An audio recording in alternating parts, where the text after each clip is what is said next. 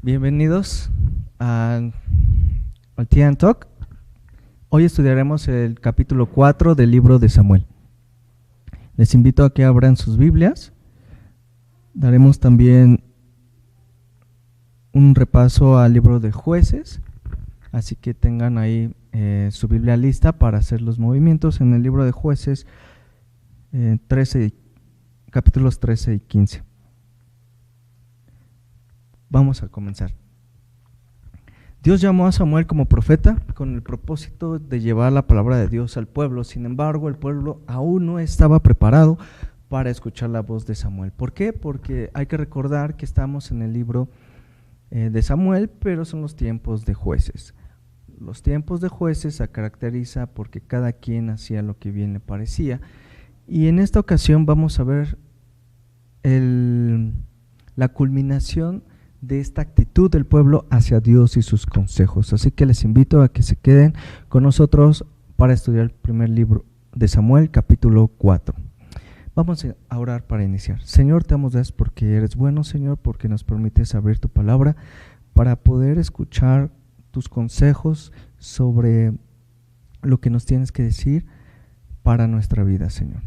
Es a través de tu palabra que podemos aprender, ser corregidos y ser instruidos para andar en tus sendas de justicia, Señor.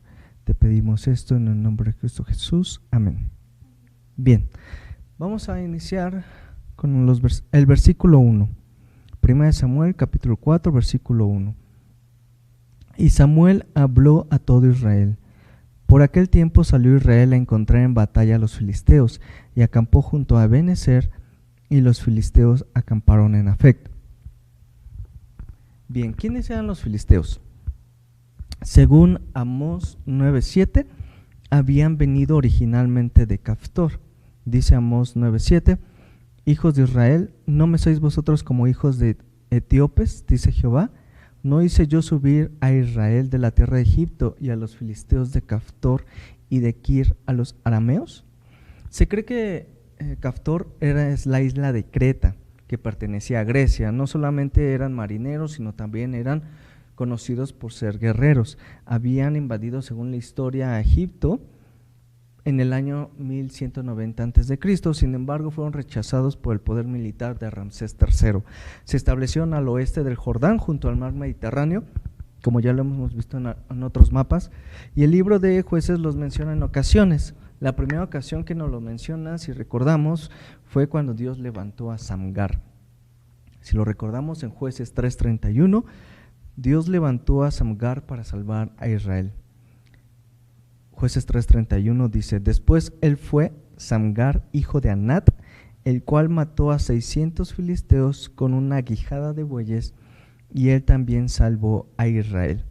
Esta es la primera vez que aparecen los filisteos peleando contra los israelitas. La segunda ocasión la tenemos en Jueces capítulo 13, versículo 1, donde dice que los filisteos sometieron a Israel por 40 años. Los hijos de Israel volvieron a hacer lo malo ante los hijos de Jehová, y Jehová los entregó en manos de los filisteos por 40 años. Durante ese tiempo fue que el ángel de Jehová se le apareció a Manoa y a su mujer, y nació Sansón. Y ya vimos la historia de Sansón, que a pesar de todo lo que pasó con él fue juez en Israel durante 20 años. Es lo que nos dice Jueces capítulo 15, versículo 20.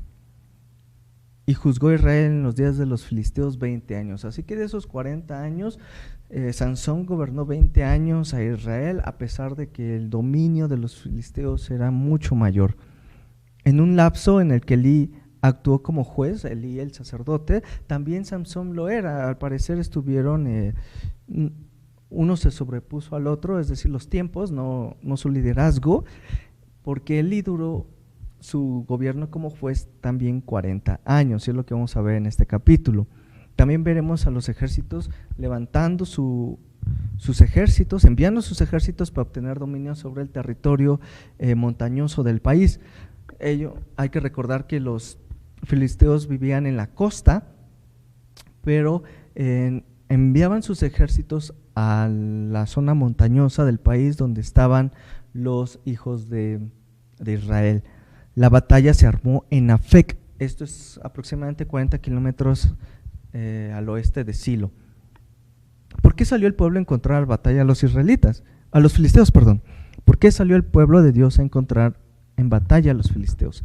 Aunque el pueblo se maravillaba de las palabras de Samuel y vimos que Dios no dejó caer ninguna de sus promesas, aún no estaban listos para atenderlas. Se habían acostumbrado a hacer lo que según ellos les parecía bien, por lo tanto no consultaron a Dios. Cuando escucharon que los filisteos enviaron a sus ejércitos, Israel respondió de la misma manera. Aunque el versículo 1 nos dice que Samuel habló, no significa que le hayan escuchado o que le hayan prestado atención, o muy probablemente es la continuación de los pasajes anteriores donde vimos que Dios utilizó a Samuel como profeta. Pero bien, el pueblo salió a encontrar la batalla.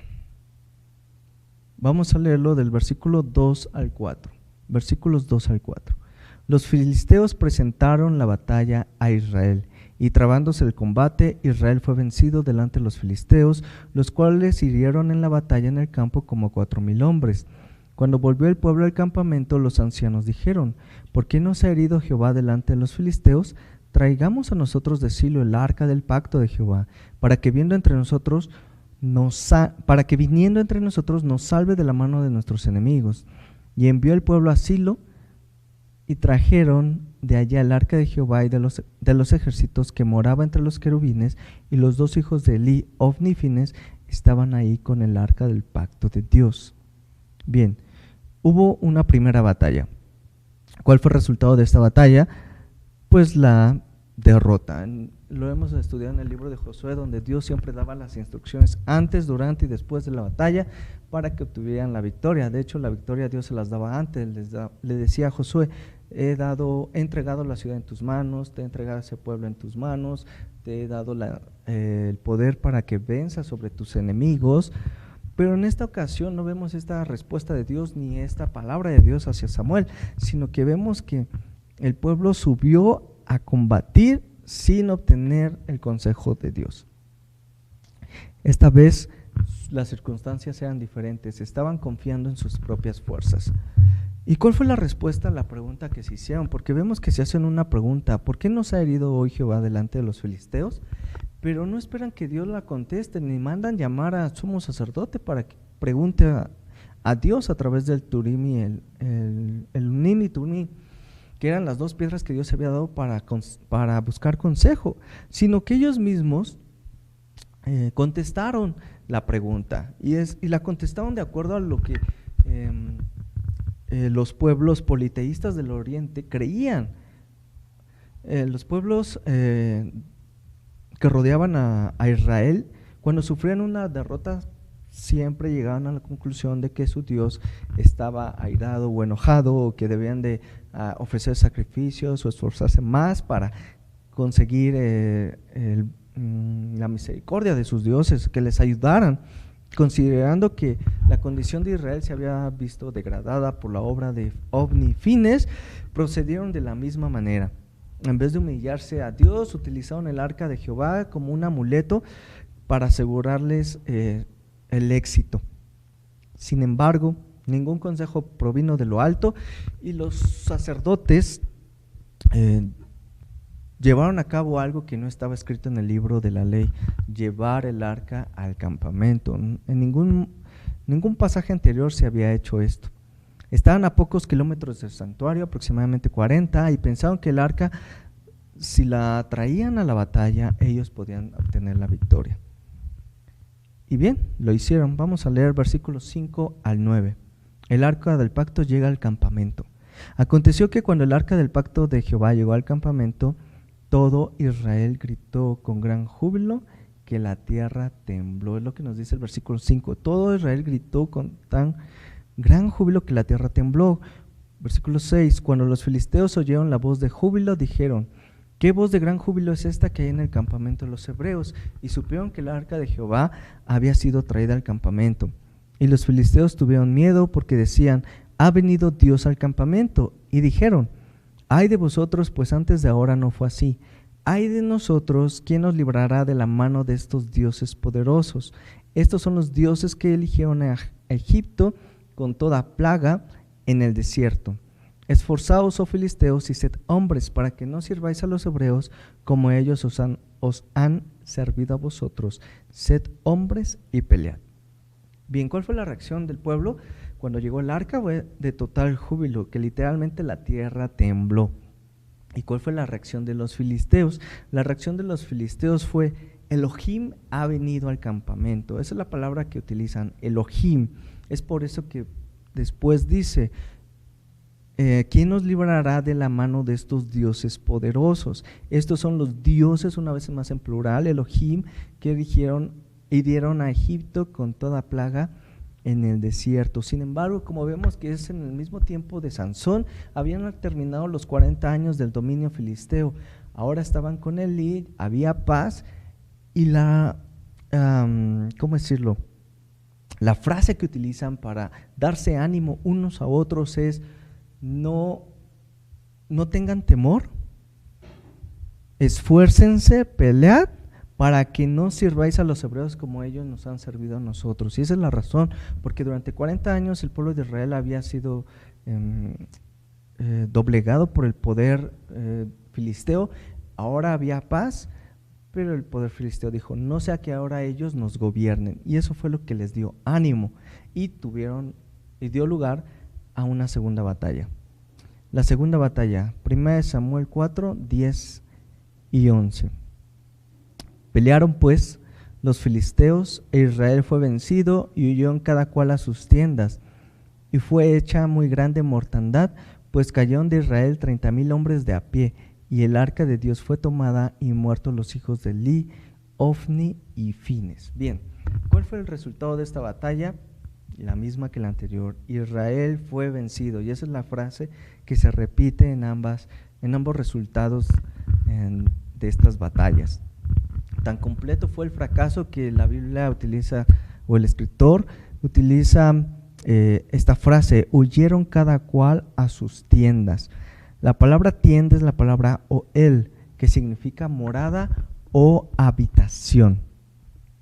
La derrota fue tan grande que cada hombre tuvo que huir a su casa, es decir, a su hogar, para salvar su vida de la mejor manera posible. Hablando de este acontecimiento, el salmista escribió algo muy, muy revelador de esta batalla. Vamos a Salmos, el libro de Salmos 78.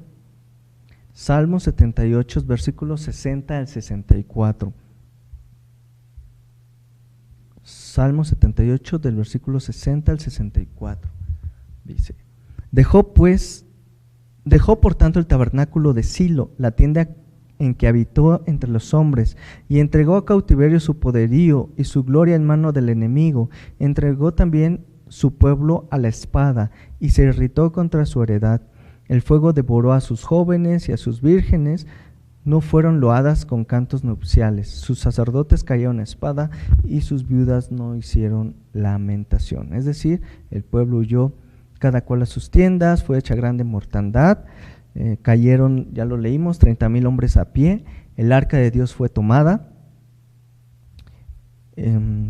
como lo dice el salmista, que dejó por tanto el tabernáculo de Silo y la tienda que habitó entre los hombres, y entregó a cautiverio su poderío. A eso se refiere.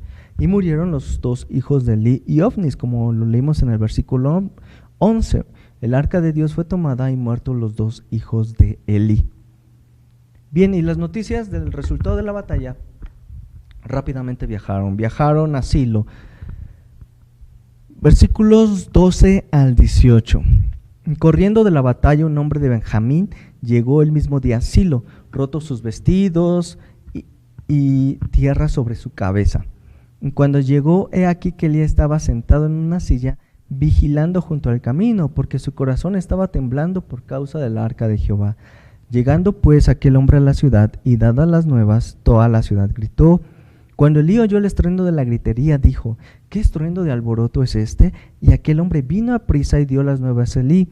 Era ya Elí de edad de 98 años, y sus ojos se habían oscurecido, de modo que no podía ver.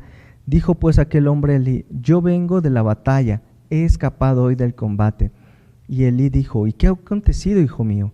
El mensajero respondió diciendo: Israel huyó delante de los filisteos, y también fue hecha una gran mortandad en el pueblo. También tus 2 hijos, Ofni y Fines, fueron muertos, y el arca ha sido tomada. Y aconteció que cuando él hizo mención del arca, Elí cayó hacia atrás de la silla del lado de la puerta y se desnucó y murió, porque era hombre viejo y pesado, y había juzgado a Israel 40 años. Ok, el mensajero llega. ¿Y cuál es la reacción de la ciudad? El mensajero llega de la tribu de Benjamín. Al parecer era la forma en que llegó este hombre al huir, como dice la expresión, huyeron cada uno a su tienda. Este hombre huyó y llegó a Silo con los vestidos rasgados y tierra en su cabeza. Esto es señal de luto, de tristeza, de congoja. El hombre contó las noticias a la ciudad. Ahora, hay algo que aquí quiero especificar. Aquí vemos la imagen de un pueblito en Israel, la que tenemos como portada de nuestra serie. Y el tabernáculo no estaba en la ciudad, estaba en una colina fuera de la ciudad como esta, pero estaba en una colina de tal manera que estaba en un plano elevado. De hecho, donde se ha encontrado, donde se ha determinado que existía la ciudad de Silo, se ve perfectamente la ciudad y una pequeña montaña donde al norte, norte, este y oeste había despeñaderos, y el único acceso era por el lado sur. Allá en ese pequeño monte hay un perfecto rectángulo donde se cree que se estableció el tabernáculo, pero la única acceso era ese sendero al sur del tabernáculo. Estaba conectado con la ciudad.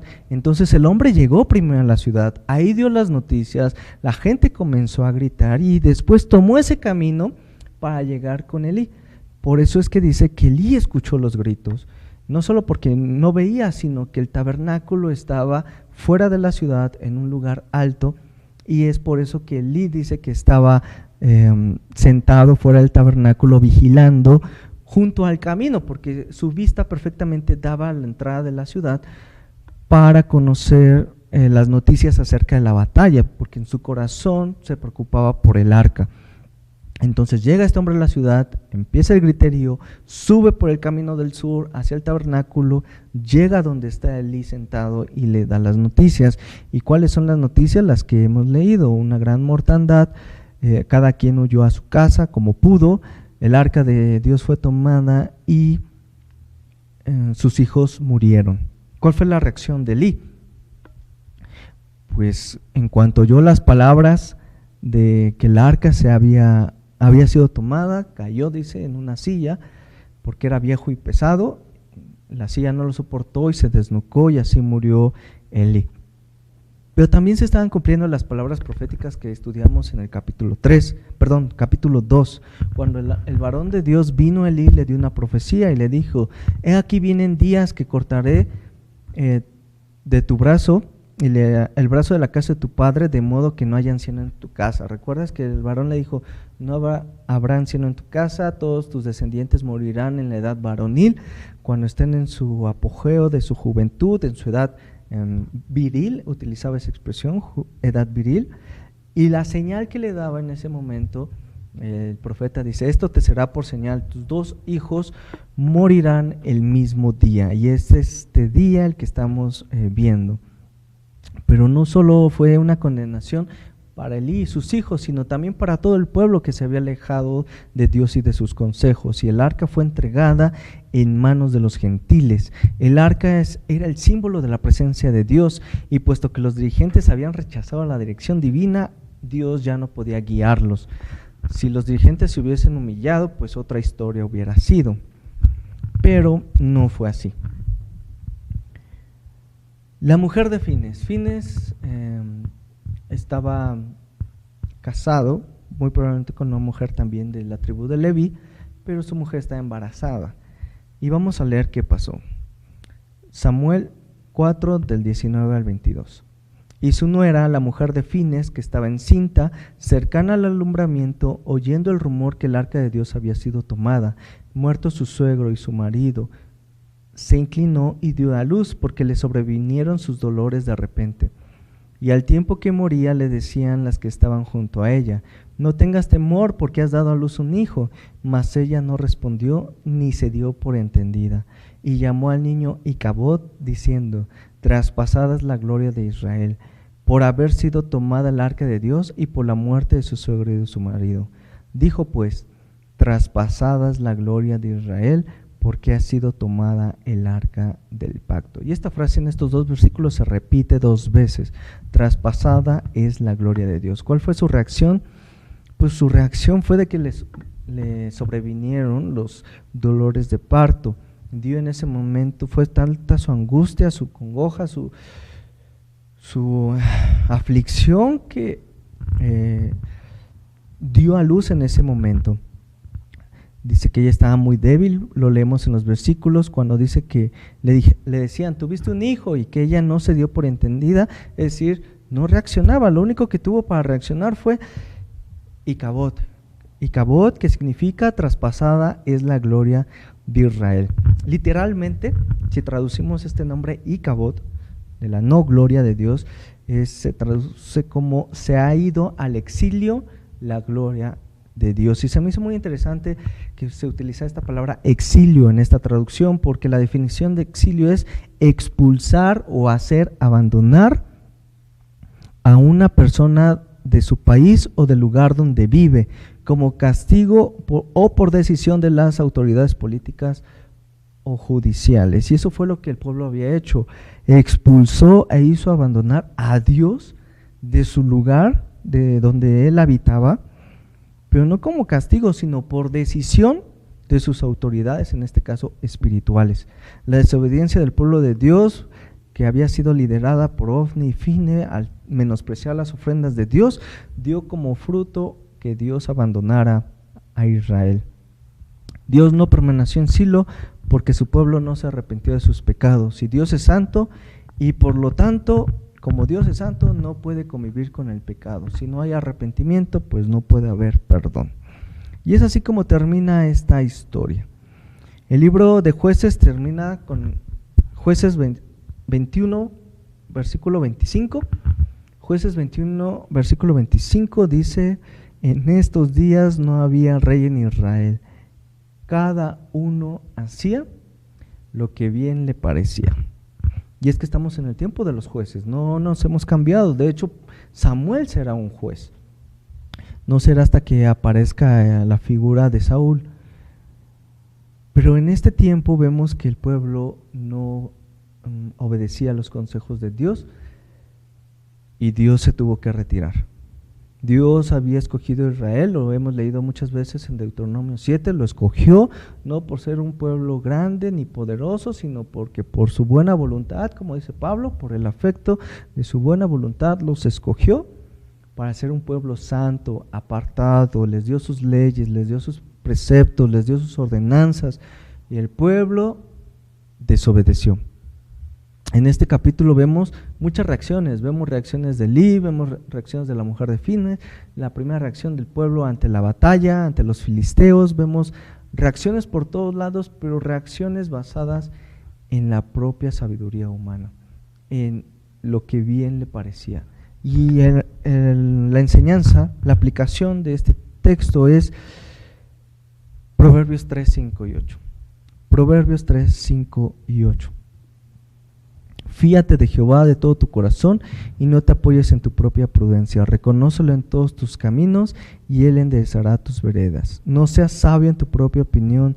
Teme a Jehová y apártate del mal, porque será medicina a tu cuerpo y refrigerio para tus huesos. Sí, ese es el mensaje que Dios tiene para nosotros hoy. No tomes decisiones de acuerdo a tu propia prudencia. Reconoce a Jehová en todos tus caminos y Él hará. Bien, seguiremos estudiando el libro de Samuel con el capítulo 5. La pregunta es: ¿qué pasó con el arca?